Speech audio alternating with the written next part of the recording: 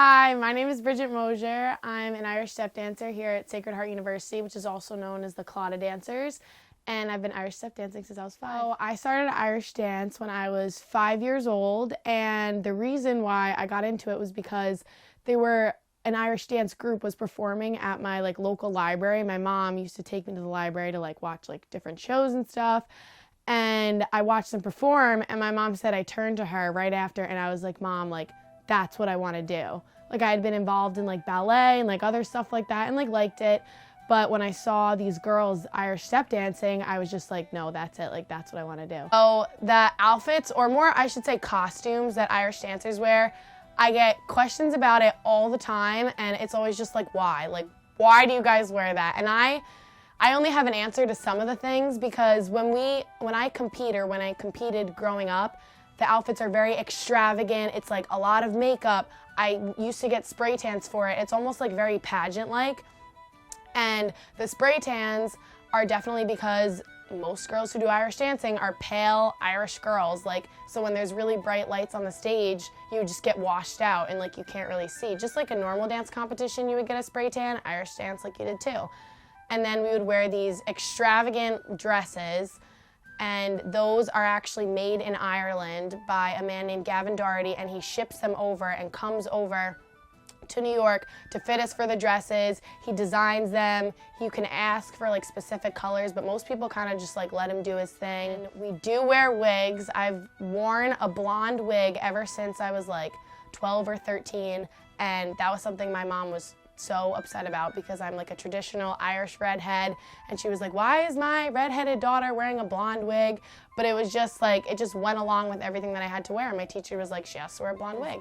Growing up, I actually never knew that it was even a thing in college, and it's one of the main reasons why I'm at Sacred Heart, because we do have a Claddagh Irish dance team here, and with that team, we still compete, but the dancing is a little bit different than what I did growing up, because it's more fun, and it's not as intense really. It's just we do traditional Irish dance but to pop music, and we can use our arms and we can do other dance moves, which isn't something that I used to be able to do growing up, and I think it's something that I'm so grateful for that I can still do here, but do in a really fun way.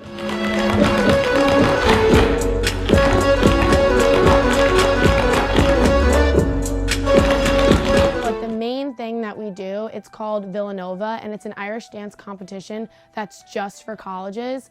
And what happens is all these college Irish dance teams go to Villanova and they compete against each other in something that's called a fun number. So like I said before, it's traditional Irish dance, but it's more river dance, because we're doing it to pop music, and you can use your arms, you can do all these other things. It's more loose than traditional Irish dancing. So through the COVID pandemic, obviously dance hasn't been the same. When we went online last semester, we couldn't really have class. We would just submit videos of us dancing to our teacher, so it definitely wasn't the same.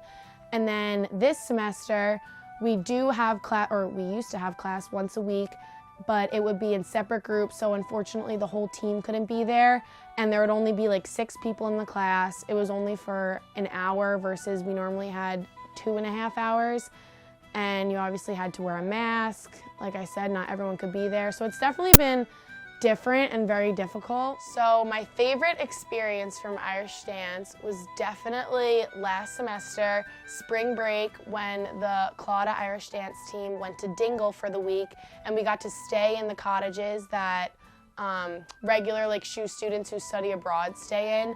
And we actually trained with this man. His name's Tomas O'Shea, and he was on Riverdance, and I've been traveling with the Riverdance, who've done Broadway. They went to Tokyo. They've had just traveled all over the world, and he came back and was willing to teach us some Riverdance things. So we went there for spring break, so it was for a week, and we trained with him during the week. We got to go and do whatever we wanted to at night. We had dinners with everyone. We had dinners with people who were there studying abroad. We got to do traditional Irish set dancing. That was really cool. And I think I was just so grateful for that experience, because it definitely brought me back to home almost, because I hadn't been to Ireland in a while since I wasn't competing anymore. And to just be back there Irish dancing, it's just another thing that feels like home to me. and definitely made me want to go back to Dingle and like be there again because it was such an amazing experience.